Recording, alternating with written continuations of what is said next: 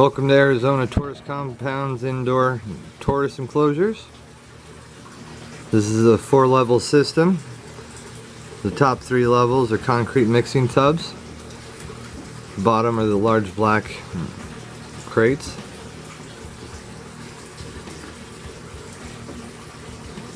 Every enclosure for these hatchlings are set up kind of the same. You've got a large water dish, real shallow, towards the back, and then in the front you've got your food plate. These are plastic food plates, so we can wash them, disinfect them, and reuse them. The substrate that you're looking at is cypress mulch mixed with peat moss. The cypress mulch provides a firm footing for the tortoises to walk around on, gain strength, and then the peat moss retains the moisture.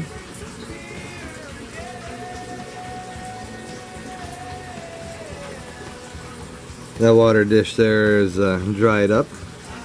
As they walk through it and self-soak, they get it a little messy. I'll have to come out and change it up. Got a little plant in the back for decoration.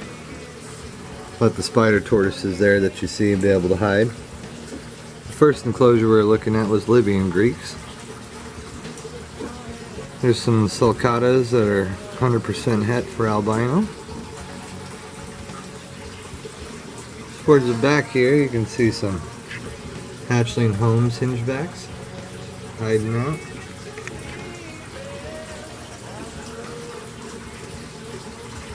And it keeps going down. We've got Bluxitoni Greek hatchlings.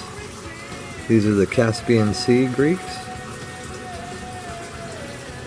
You can see they dirty up their water dish pretty quick. These are Sri Lankan star tortoise hatchlings.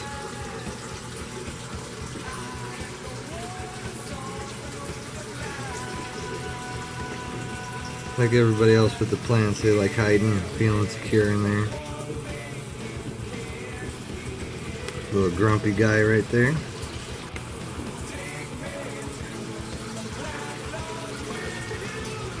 Pardalis babcocki leopard tortoises. We got a little guy flipped over there. You gotta help him sometimes. From time to time they like doing that. The smaller the tortoise, the longer they can stay upside down without suffocating out. Larger, the heavier, the quicker it goes. What you're seeing here is elongated tortoise hatchling. All tortoises, their lungs are located right below the top of their shell there. So when they're upside down, all their weight is pressed on their lungs, and that's what suffocates them. A few more elongateds hiding back there. We've got Iberia Greeks, yellowfoot tortoises, golden Greeks, and you got some Indian stars hiding back here. Their water dish is a little dirty with substrate as well from them walking through it.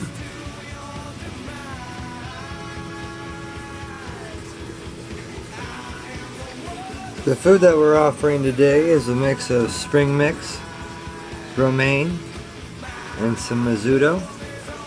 We actually top this off with our dried foliage mix that consists of 25 or so different flavors of dried foliage like dandelion greens, plantain greens, different things like that. But that's what everybody got fed today.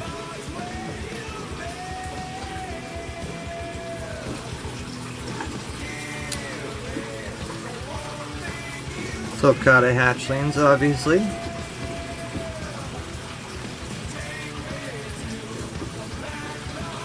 The more tortoises that we have in the enclosure, the more often we have to change out the substrate and make sure there's no buildup of bacteria or anything. All tortoises are fecal eaters, or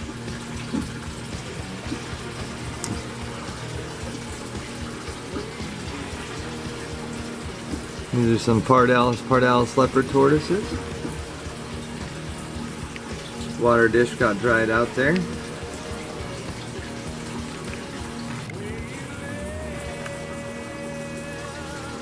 See the new white growth on that? With the leopard tortoises, the new growth comes in white, so if you start off with a dark colored hatchling, the contrast is really nice. Some people will call that the high white or the ivory leopards. Really, it's just new growth.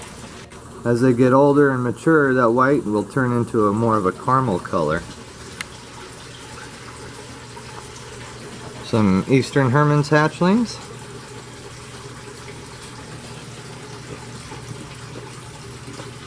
Having a couple inch thick deep substrate allows the tortoises to get in there and feel safe and secure, all nestled down. If you dig around, you can find quite a few of them.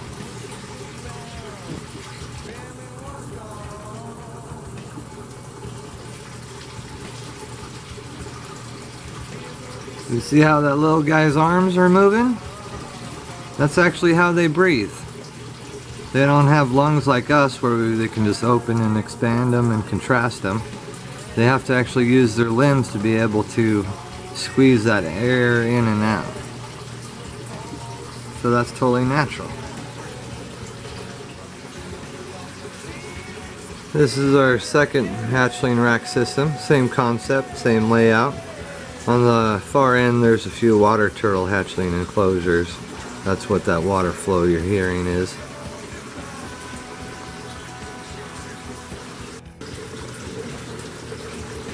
Got cherry head redfoot tortoises. These are a Brazilian locale. Really nice cherry red heads, limbs, and then usually their shell will get marbled. A certain percentage of them will. All of them, their bottom plastron will have that marbling color. Of course, here you got some Russian hatchlings.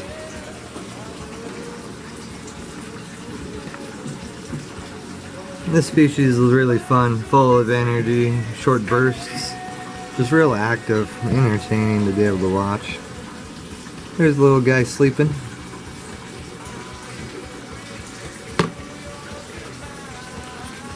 Right now we've only got one Western Hermann's hatchling left, so he's got a little special coconut home hide.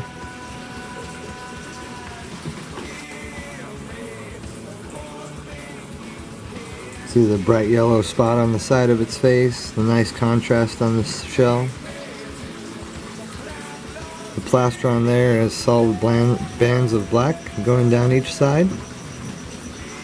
That's a Sardinian locality, or Sardinia.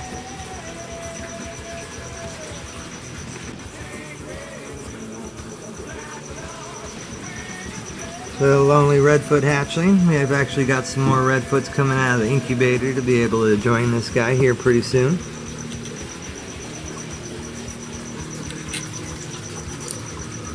few more pardalis leopard tortoise hatchlings. These are the South African leopard tortoises. They also call them the giant South Africans. They have the double dots on the shell. Their skin are really speckled. More so than the Babcockies. And we have quite a few of one item. We like splitting them up into multiple enclosures just to play things safe.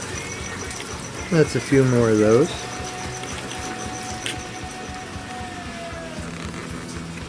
Here we have an indoor tortoise rack system, 3 levels. This is for the larger animals that have to be indoors for overwintering. Little ladder there to be able to get up in there and work. Each enclosure is 4 by 2.5. It's 12 inches tall so no one can escape. We line the bottom of it with black plastic sheeting. Again, this is only temporary for a few weeks and possibly up to a month or so here in Arizona.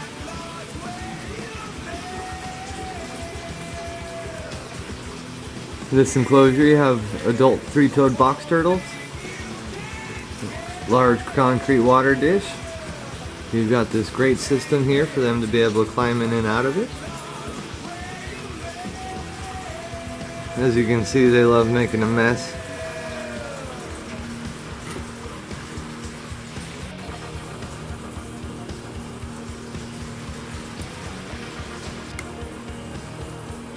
This is a semi-aquatic species, so that's the reason why we have such a large water dish.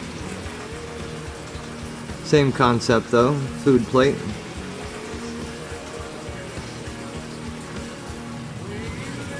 Continued is a few more racks.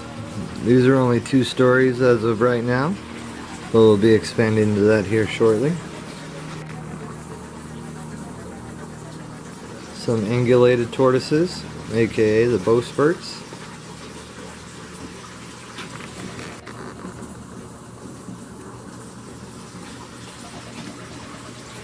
Here is also a 3-story rack system. We just had a female Cora ambonensis lay 1 egg. And this pretty girl right here.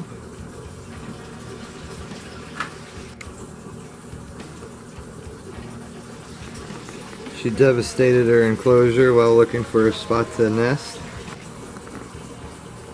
There's a male looking at you. Same concept on the water. Large concrete mixing tub. Some UVB and basking area. This species actually doesn't require UVB to be able to maintain their body and stay thriving, but we still provide it anyways.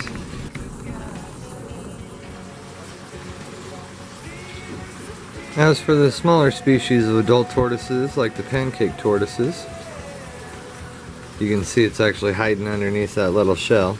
That's not its shell right there. They love stacking up on top of each other.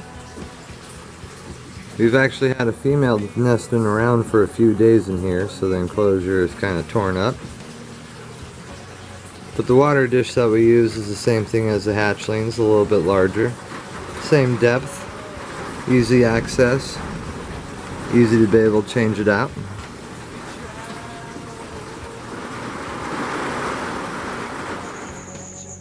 So here's an example of another indoor tortoise enclosure. This species of tortoise, the Holmes hingeback, we keep indoors year-round. Same size enclosure, kind of the same setup, a little bit more substantial water dish, larger, deeper, thicker. The same substrate as we've shown before, but here we add long-stemmed sphagnum moss. You have some wood hides right there. You actually have a few hiding underneath there. I don't know if you can see.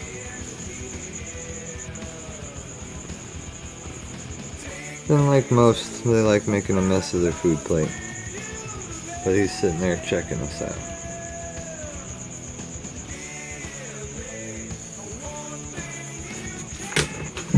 Each enclosure has this little wood hangover so they can feel secure and nobody's looking at them 24/7. And obviously we do the UVB.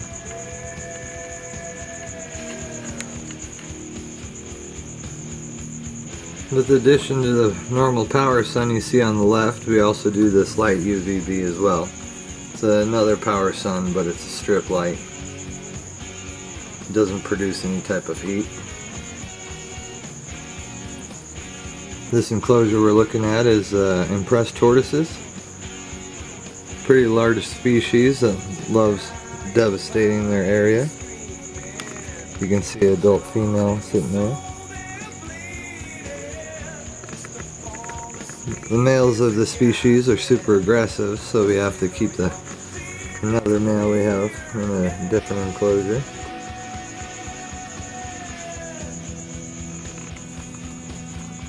These guys are permanently indoors as well.